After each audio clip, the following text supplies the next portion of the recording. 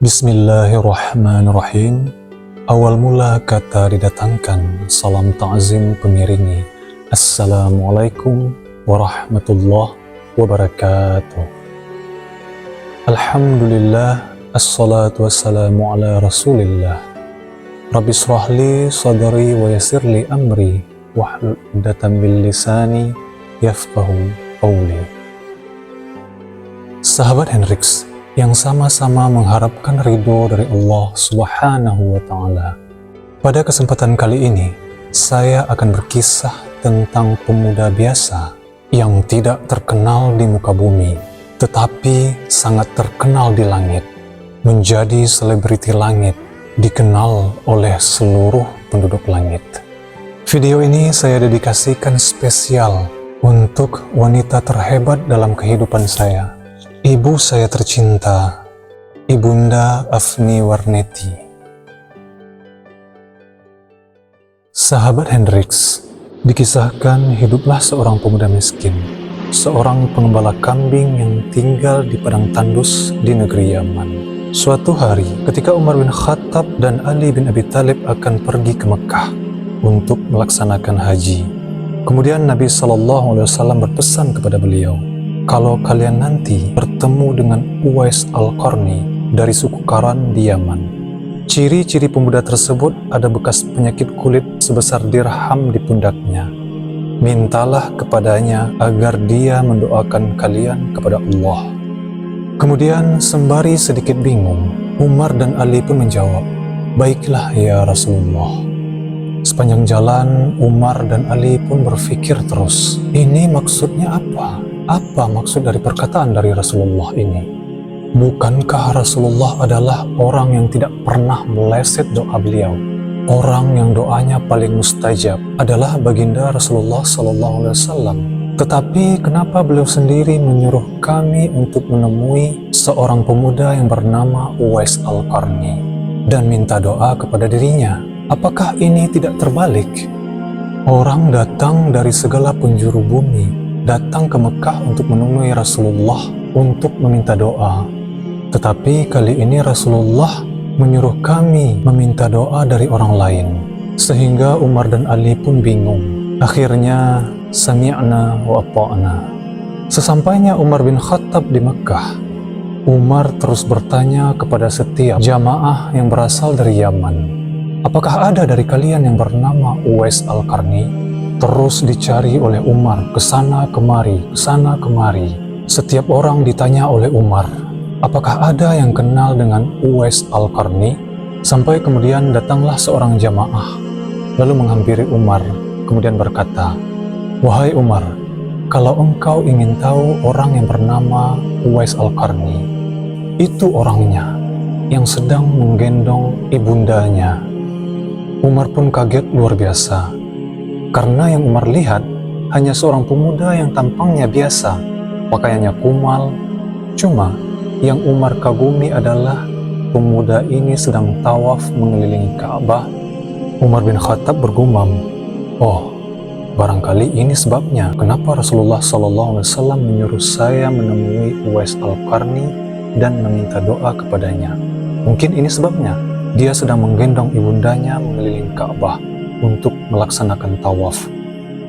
Umar terus perhatikan, 1 putaran, 2 putaran, sampai selesai 7 putaran. Kemudian Umar bin Khattab menghampiri Uwais Al-Qarni lalu mengajak Uwais berbincang-bincang. Kemudian dari perbincangan itu, Umar bin Khattab sangat kaget luar biasa.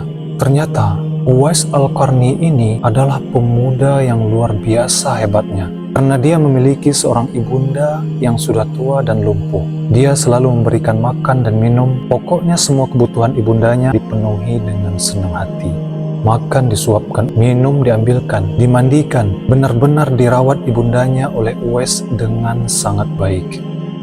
Sampai-sampai ibunda Uwais pun berkata, wahai anakku, semua kebutuhan ibu telah engkau penuhi anakku. Tetapi ada satu lagi nak, permintaan ibu kepadamu. Apa itu ibu? Jawab Uwais. Katakan ibu, apa yang ibu inginkan, Uwais akan penuhi.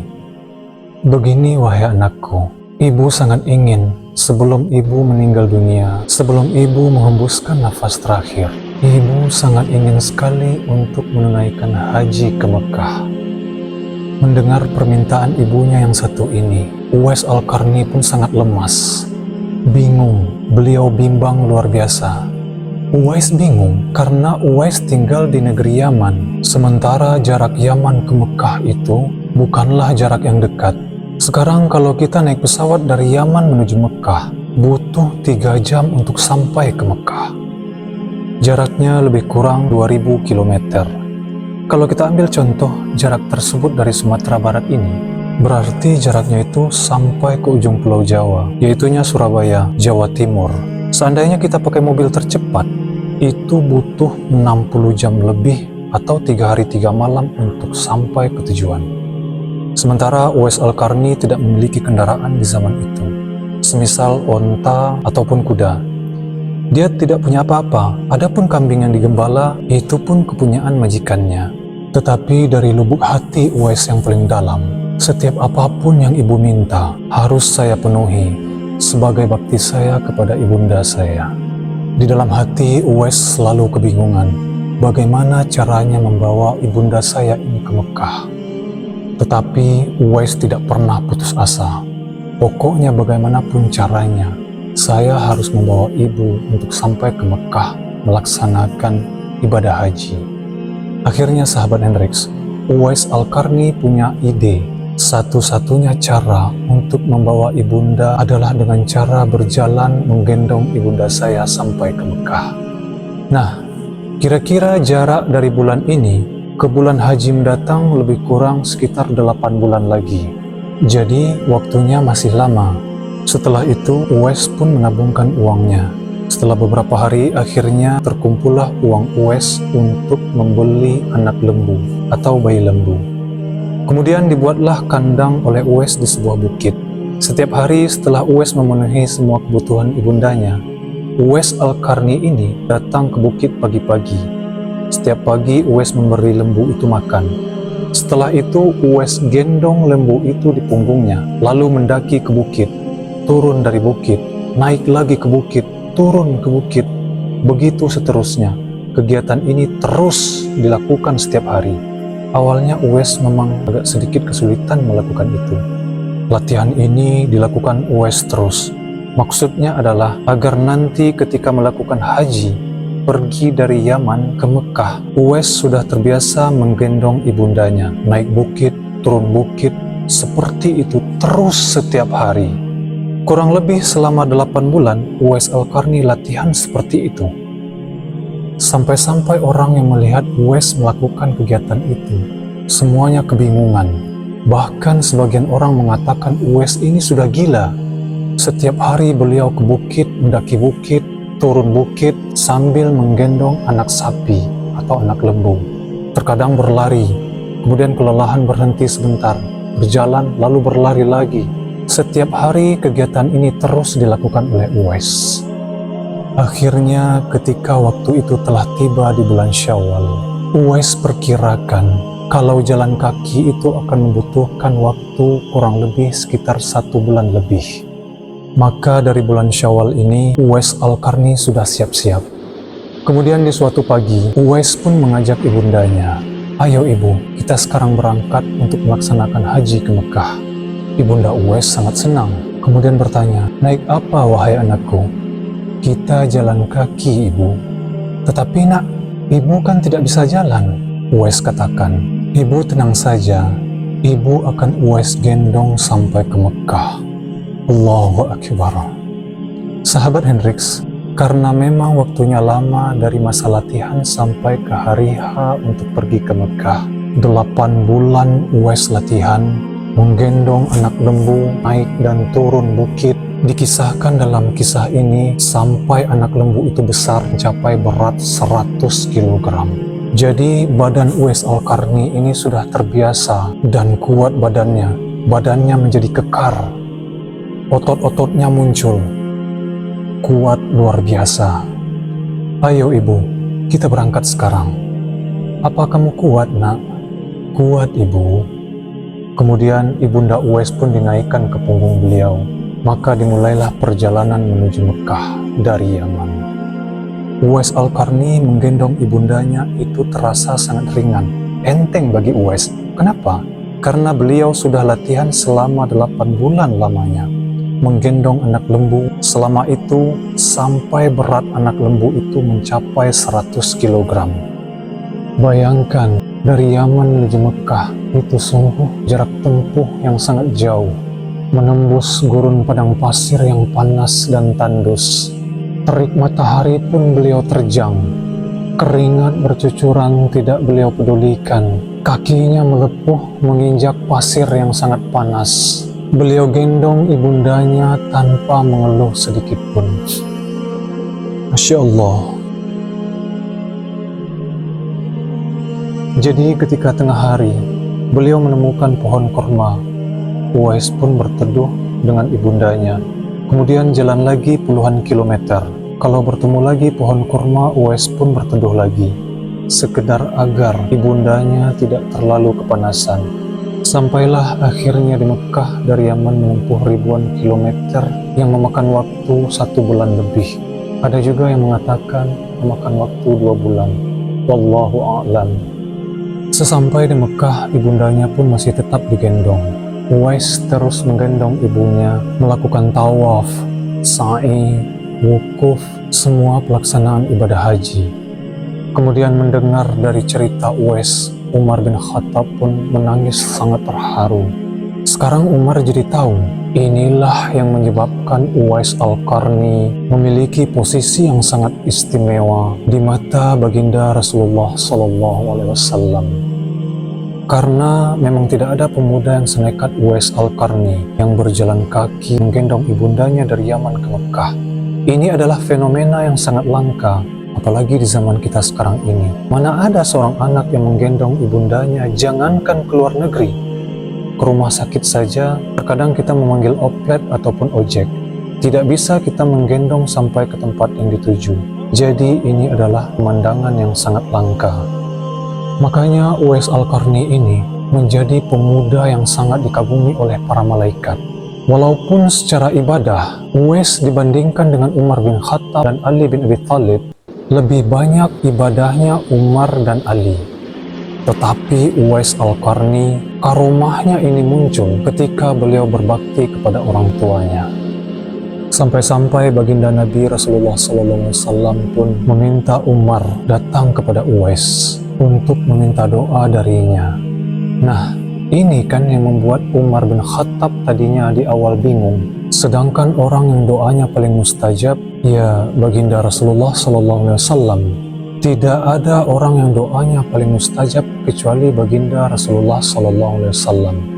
Tetapi baginda Rasulullah mengajarkan kepada Umar bin Khattab bahwa ibadah yang kita kerjakan belum sampai kepada puncaknya sebelum kita berbakti kepada orang tua kita.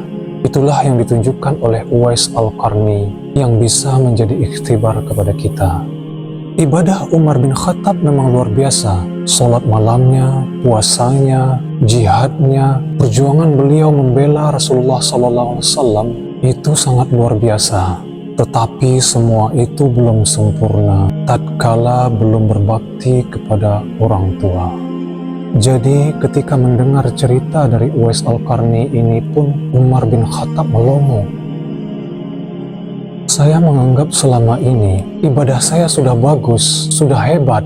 Ternyata ada yang lebih bagus lagi, yaitunya Uwais Al-Qarni. Dengan ia sangat berbakti kepada ibundanya, menggendong ibundanya dari Yaman ke Mekah. Sungguh bakti yang sangat luar biasa. Singkat cerita, Umar pun meminta kepada Uwais Al-Qarni memohonkan doa untuknya kepada Allah SWT. Lalu Uwais mengatakan, "Engkau lebih layak memintakan doa untukku. Aku hanyalah manusia biasa." Kemudian kata Umar, "Tidak wahai Uwais Al-Qarni, Rasulullah SAW merekomendasikan dirimu. Berdoalah kepada Allah untuk diriku. Aku memohonkan itu." Baiklah, kata Uwais. Akhirnya Uwais pun berdoa kepada Allah, yang mana ketika beliau berdoa, langit Allah pun bergetar.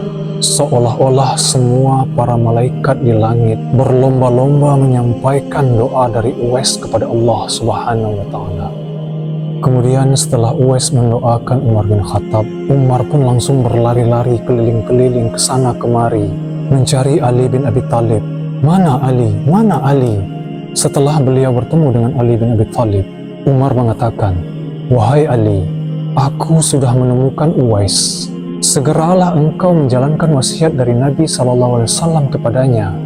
Akhirnya pun Ali meminta Uwais untuk memohonkan ampunan dirinya kepada Allah Subhanahu wa Ta'ala.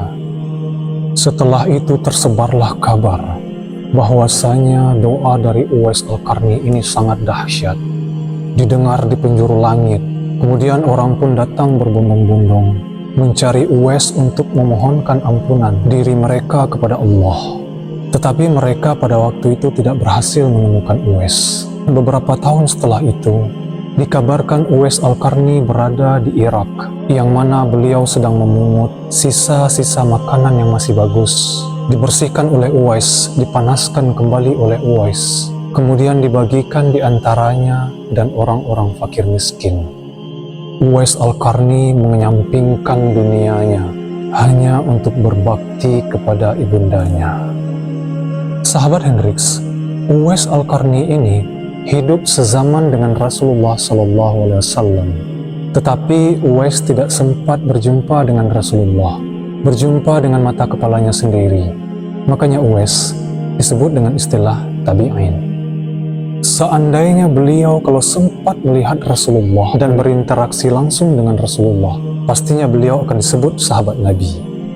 Karena seperti kita tahu, syarat menjadi sahabat Nabi itu adalah melihat Nabi dengan fisik, berinteraksi langsung dengan Nabi, tetapi beliau tidak sempat bertemu dengan Rasulullah. Karena setelah beberapa hari Rasulullah meninggal, barulah beliau sampai ke kota Madinah. Tetapi jelas Rasulullah SAW pernah mengatakan kepada para sahabat, Uwais Al-Qarni afdal tabi'in. Artinya, generasi tabi'in yang paling afdal adalah Uwais Al-Qarni. Sahabat Hendrix, inilah kisah dari Uwais Al-Qarni yang bisa kita ambil ibrahnya. Seorang pemuda biasa yang tidak dikenal di bumi, tetapi beliau menjadi selebriti di langit, dikenal oleh seluruh penduduk langit. Semoga kisah ini bermanfaat. Segala yang benar itu datangnya dari Allah Subhanahu wa Ta'ala, dan yang salah datangnya dari saya, Hendrix Litarik Sutansati. Banyak maaf. Wabillahi taufiq wal hidayah. Wassalamualaikum warahmatullahi wabarakatuh.